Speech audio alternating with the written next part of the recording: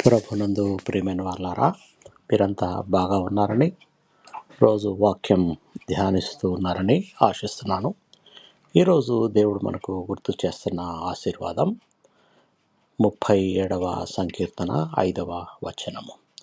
నీ మార్గమును యెహోవాకు అప్పగించుము, ఆయన మీద నమ్మిక ఉంచుము, ఆయన దానిని నిర్వహించును.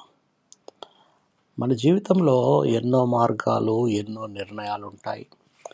కొన్నిసార్లు మన బుద్ధి, శక్తి, అనుభవం మీదే ఆధారపడతాం. కానీ ఈ వాక్యం మనకు ఎంతో స్పష్టంగా చెప్తుంది, మన మార్గాన్ని పూర్తిగా దేవునికి అప్పగించాలి. అప్పగించడం అంటే కేవలం మాటల్లో కాదు, మన హృదయంలో, మన భయాలలో, మన భవిష్యత్తులో సమస్తం ఆయన చేతుల్లో ఉంచడం.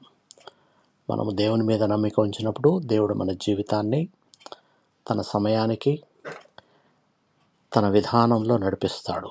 మనకు అర్థం కాని పరిస్థితిలో కూడా ఆయన పని చేస్తూనే ఉంటాడు.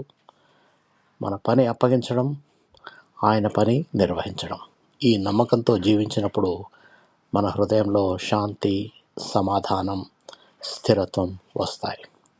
ప్రార్థన చేసుకుందాం. మమ్మల్ని మిక్కిలిగా ప్రేమించిన మా ప్రియ పరలోకపు తండ్రి, ఈరోజు మా జీవితం, మా మార్గాలు, మా ఆలోచనలు అన్నీ మీ చేతుల్లో అప్పగిస్తున్నాం.